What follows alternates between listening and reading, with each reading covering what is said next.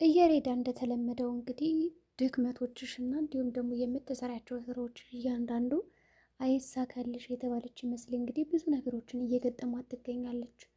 እንግዲህ በባለፈው ቪዲዮ ላይ ብዙ መሰናክሎችን አቅርበውባት ነበረ። ነቢዩና ፌቬን የተባሉ በጣም ተበቅለዋታል በኃይለኝነት። በተለይ ደግሞ እንግዲህ ከአባቱ ጋር ያላትን ቁርኝት በጣም ጠልሽቶ እንዲታይ አድርጓል ማለት ነው። ነቢዩ ከሚበላው ምግብ ላይ እያንዳንዱ እየጨመረ ጨው እያበዛ ጽዬ እንድትዋረድ እና እንድትሰደብ ሲያደርጋትም ነበረ። ሆኖም በዛሬው ደግሞ በጣም የከፋ ነገር ደርሶባታል። እንግዲህ የፈተና ውጤቷ አይዲዋ ጠፍቶባታል ማለት ነው።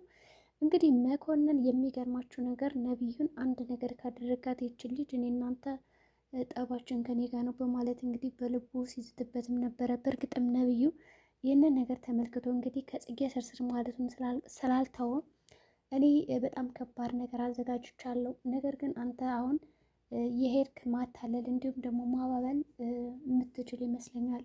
በአሁኑ በከባዱ ስለምመጣለት ተዘጋጅ ብሎ እንግዲህ አስቀድሞ ስለነገረው አይዲዋን በእርግጠኝነት እሱ እንደወሰደበት አሁን ገብቶታል። እናም ጽጌረዳ አሁን ላይ ትምህርት ለመፈተን ገብታ እንዴት ነው የምትፈተነው? ምንም አይነት አይዲያ የላትም። አይዲዋ ጠፍቶባታል። ቁጥሯ ካርዷ እንዳለ ጠፍቷል። ዘበኛውም እንግዲህ ቁጥርና መታወቂያ ከሌለሽ እዚህ መግባት አትችይም በማለት እንግዲህ ሲያስወጣትም ነበረ። በዚህ ቅስፈት እንግዲህ ጽጌረዳ ያደረገችው ነገር እንዴት ነው ወዴት ጥየው ሊሆን ይችላል በማለት እንግዲህ ጎዳና ለጎዳና እየተንከራተተች እያለቀሰች ስትፈልገውም ነበረ።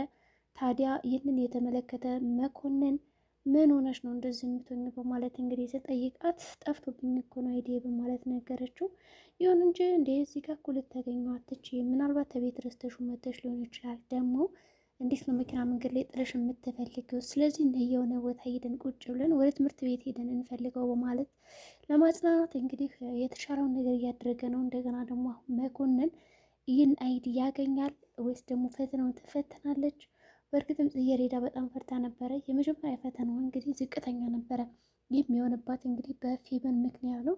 ፌቨንና ነቢዩ ውጤቱን ስለቀየሩባት ዝቅተኛ ውጤት አመጣች። በሁለተኛ ፈተና ደግሞ ዝቅተኛ የምታመጣ ከሆነ እዛ ትምህርት ቤት እንደምትባረር እና ዝቅተኛ ውጤት አምጥተሻል ተብላ ሌላ ነገር እንደሚጠብቃት ስለምታውቅ እናቴ እባክሽ ጸሎት አድርጊልኝ፣ ትምህርት ቤት ሄጄ እኮ ፈተና በጣም ዝቅተኛ ነው የመጣብኝ በማለት እንግዲህ ነግራትም ነበረ። ታዲያ ወይዘሮ ዘርፌ የሚገርማቸው ነገር ዞር በይልኝ ከፊቴ በጣም እኔ ስራ በዝቶብኛል፣ ከአንቺ ጋር የማወራበት ምንም አንዳችም ደቂቃ የለኝም በማለት እንግዲህ ነበር አንከራክ ላይ የጠበቀቻት። ግን የሚገርማችሁ ነገር እንደዛ ያለቻት ለአፏ ነው እንጂ ከልቧ አልነበረም። እናም እንግዲህ እሺ በማለት ጽጌረዳም ወደ ክፍሏ ለመሄድ ስትሞክር እናትም እንግዲህ ቀበል ታድርግና ጸሎት ታድርጋለች ማለት ነው። ፈተናው እንድታሸንፍ እና ብዙ ነገሮች ስኬታማ ነገር እንዲገጥማት ጸሎት አድርጋም ነበረ። በዚህ ቅጽበት ታዲያ ሰምቼሻለሁ እናቴ በማለት እንግዲህ ጽዬም ተደስታ ነበረ። በሌላ በኩል ደግሞ ነቢዩ እያቀነባበረ ነው የሚገኝ እንግዲህ ስራውን ያው ከፌቨን ጋር ሆኖ እንግዲህ አቶ መስፍንም በጣም ታማው ነበረ። ቁርስ እንኳን መስሪያ ቦታ ሰርታለት ብላ እየተባለ ቁርስ ካቀረበችለት በኋላም እንግዲህ እንደተለመደው እኔ ማሳስቡ ነቢዩ ይህንን ጨው ጨምሮበታል ብዬ ነበር የጠረጠርኩት። ነገር ግን በዛ ጥፊ ከተመታ በኋላ ተመልሶ ጨው አልጨመረም። ታዲያ አቶ መስፍን እንግዲህ በጣም ታሞ ነበረ። ምግብ እንኳን ሊበላው አልቻለም። እንግዲህ አቶ መስፍን አሁን ላይ ጽጌረዳን ለራሱ ለማግባት እያመቻቸ ሲሆን እንዲሁም ደግሞ ከእኔ ከሞትኩ በኋላ ምናልባትም ይህ ቤት ያንቺን የሚሆነው እንደፈለገሽ መሆን ትችያለሽ ከነብዩ ጋር በማለት እንግዲህ ደብዳቤ ጽፎላታል። የሚገርማችሁ ነገር ከዛ ደብዳቤውን እንግዲህ አላገኘችውም። በተለይ ደግሞ እንግዲህ ልጅ አሁን ጽጌረዳን አባቱን እንደሚፈልጋት አያውቅም። ሁለቶችም ናቸው የሚፈልጓቸው እዚህ ጋር።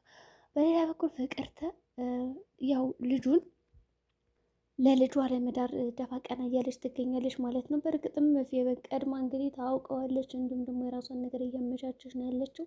ታዲያ አቶ መስፍን እንግዲህ በዚህም ቁርስ ከበላ በኋላ ደሞሽን በባንክ አካውንትሽ አስገብቼልሻለሁ በማለት እንግዲህ ለጽጌረዳ እውነቱን ይነግራትና ዛሬ በሰላም ነው? ምንድን ነው ምግብ አልበላም እኮ ውሃ ራሱ አልጠጣም ስትለው በቃ ዛሬ እንኳን ጨው ምንም የለውም ግን አመሰግናለሁ፣ ግን ደግሞ በጣም ትንሽ ወገቤን ያዝ አድርጎኛል በማለት እንግዲህ ወደ መኝታ ክፍል ሊሄድ ይላል። ጽጌረዳ በዚህ አጋጣሚ ያው ትምህርት ረፍዶባት ስለነበረ በቃ ችግር የለውም ትልና ያው የበላበትን እቃ አነሳስታ ከዛም በኋላ እንግዲህ ለማነሳሳት ስትሞክር በዚህ አጋጣሚ ነበረ እንግዲህ ነቢዩ አይዲዋን ሊሰርቀት የቻለው። እሷ ወደ ሳሎን እጠፍ ስትል እሱ ወደ ኪችን እጠፍ ይልና አይዲዋን ከሰረቀ በኋላ ላጥላል ከዛ ቤት። ሆኖም አይዲዋን እሷ የት እንደጣለችው ምንም የምታስታውሰው ነገር የለም። ምክንያቱም ከሻንጣ ውስጥ ነው አድርጋ የመጣችው። በዛሬ ደግሞ ከትምህርት ቤት ከስራ ወደ ቤት ሲሆን ብዙ ነገሮች ስለሚደራረቡ ለማስታወስ አልቻለችም ማለት ነው። እናም ትምህርት ቤት ሄዳ በጣም ስትንከራተት ነው የነበረ። ግን የሚገርማችሁ ነገር ትምህርት ቤት ከመሄዷ በፊት ያደረገችው ነገር ምንድን ነው? ደወለች እና እኔ አባትህን ፈተና ባይኖረኝ ኖሮ እንደዛ ጥዬው አልመጣም ነበረ። ጠዋት ላይ በጣም ታሞ ነበረ። ስለዚህ ለምን ሄደህ አታየውም? ስራ ከሌለ፣ ስራ ካለ ግን ችግር የለውም ሄጄ አየዋለሁ ብላ ደውላ ነግረዋለች። ይሄ በጣም ድንቅ ነገር ነው። በሌላ በኩል እንግዲህ ዮናስ በጣም መንገድ ላይ አግኝቷት ሁሉም ሰው እሷ ጋር ሲጮህባት እኔ ለምንድን ነው የማይረዱ ስሜት የለኝም እንዴት ለምንድን ነው እንደዚህ የሚጮህብኝ እያለች እንግዲህ በጣም ስትለቅስበት ነበረ።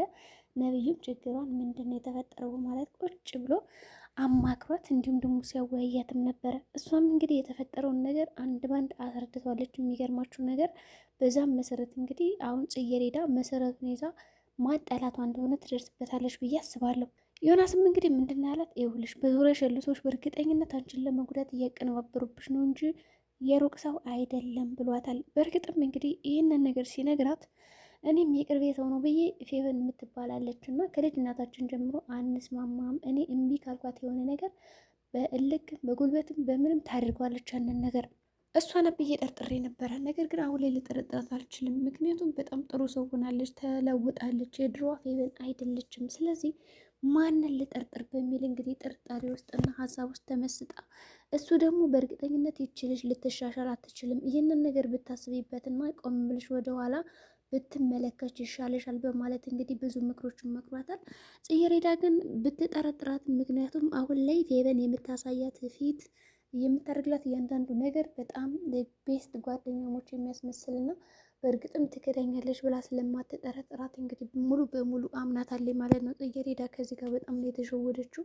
እሷም እንግዲህ ምንም ማድረግ አልቻልኩም በማለት ጉዳዩን ለዮናስ ካካፈለችውም በኋላ እሷ እንዳልሆነች እንግዲህ አስረግጣ ነገረችው። እንግዲህ ዮናስም ችግር የለውም ከዚህ በኋላ የምትፈልገው ነገር ካለ ከኔ ጋር መጠሽ ማውራትን መገናኘትን እንዲሁም ደግሞ ልረዳሽም ዝግጁ ነኝ፣ እንደውም ካስፈለገ በኋላ ራሱ መጠን ብናወራ ደስ ይለኛል ስላት እንግዲህ አይ እኔ በኋላ ተመልሼ መምጣት አልችልም፣ ምክንያቱም ከትምህርት ቤት ስራ አለኝ። ያው የእናቴ ደግሞ በጣም ትንሽ ስለሆነ እኔ ተደብቄ የተወሰነ ስራዎችን እየሰራው ነው ያለሁት ስትለው እንግዲህ በጣም አደነቃት፣ በጣም አመሰግናት፣ ጎበዝ ልጅ እንደሆነች እንዲሁም ደግሞ ምንም ነገር እንደማያሸንፋት ይነግራታል። እሷም ተደስታ እንግዲህ ወደ ቤቷ ነበር የተመለሰችው። ያው እስራ ቦታም ሄዳ እንግዲህ አቶ መስፍን በዛ ሁኔታ ስታዩ በጣም አዝና ነበረ። ከቤትም አጅሪት ዘርፌ ከእናቷ ቤት በጣም ስታንቋሻት ስትሰድባት ነበር ማለት ይቻላል። እንግዲህ አንቺን ለማሳደግ እናትሽ በጣም ተሰቃይታለች እና ልታኮሪያት ይገባል በማለት እንግዲህ እየጠነሰችላትም ነበረ።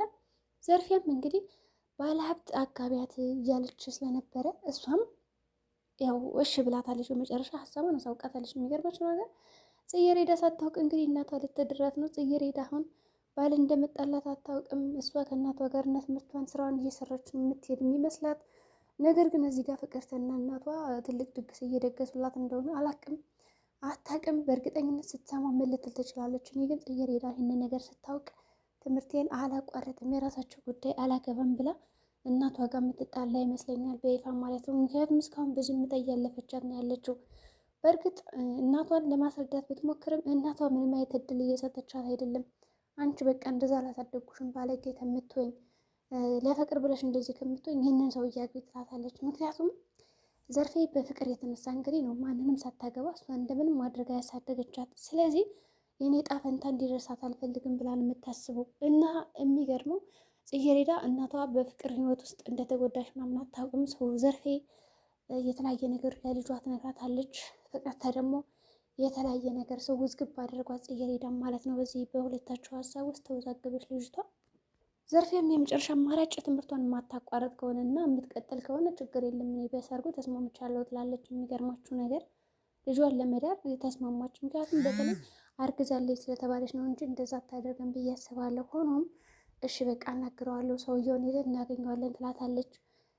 ግን እንደኔ ዘርፌ ካገኘችው በኋላ ለዚህ ሰውዬማ ልጅን አልድርም ብትል ጥሩ ነበረ። ምን ይታወቃል እንግዲህ ያ ሰውዬና ዘርፌ ሊተዋወቁ ይችላሉ እኮ እና እንደዛ የምታደርግ ይመስለኛል እኔ የሳስበው እንጂ ለአቶ መስፍንማ ልጇን አምና አትድርም።